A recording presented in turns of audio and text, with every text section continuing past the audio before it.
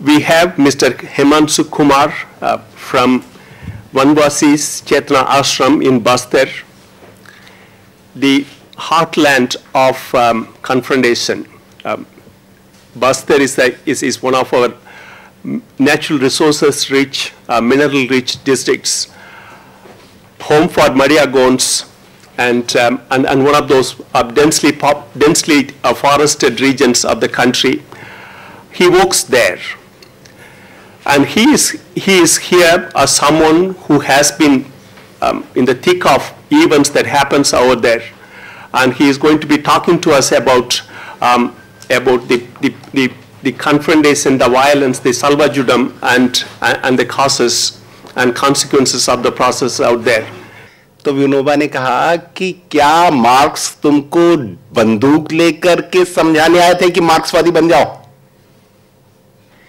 अरे तुम हृदय परिवर्तन के जीते जागते सबूत बैठे हो कि हृदय परिवर्तन विचार से ही होता है।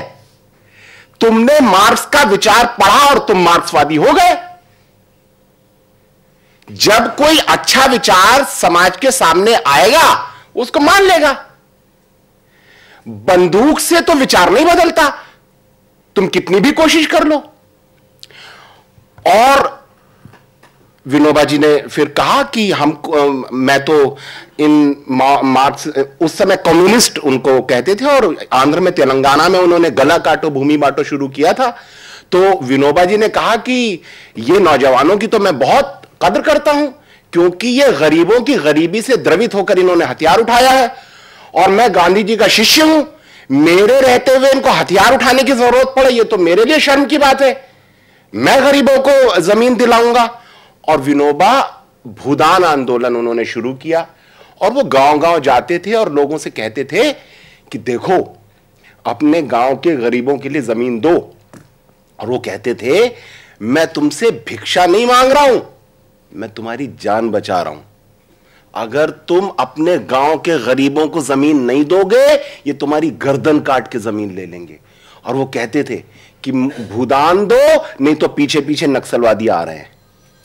विनोबा का जो ये विचार था कि हृदय परिवर्तन से क्रांति होती है, बस्तर में हिंसक घटनाएं हो रही थीं, तो हमको लगा कि बस्तर चलते हैं और वहां पर रहते हैं और एक अहिंसक ऑल्टरनेटिव पैदा करते हैं कि समाज का जो अन्याय है वो अहिंसा से कैसे मिटे। तो हमने जाकर के गांव में रहना शुरू कर दिया। तो गांधी जी की बात पर जाकर रहना शुरू किया कि गांव में जाके रहना चाहिए, लेकिन आधी बात सुनी, पूरी बात नहीं सुनी। तो गांधी जी को तो जमीन दे दी थी बिरला जी ने, हमारा वहां कोई था नहीं। तो गांव वालों ने कहा कि ये जमीन पर आप आश्रम बना लीजिए। हमने बना लिया। सलवा जुड़ुम शुरू हुआ। सलवा जुड़ुम में जब ये सब शुरू हुआ तो हमने विरोध किया। तो एक दिन सरकार ने आकर के बुलडोजर चलाकर पूरा आश्रम साफ कर दिया। खैर बड़ा मजा आया। लोगों ने कहा कि चलो ये आदमी सचमुच में हमारे लिए लड़ रहा है, क्योंकि सरकार ने इसका घर भी वैसे ही तोड़ दिया जैसा हमारा तोड़ती है। तो अब लाखों आदिवासी हमको अपना मानने लगे।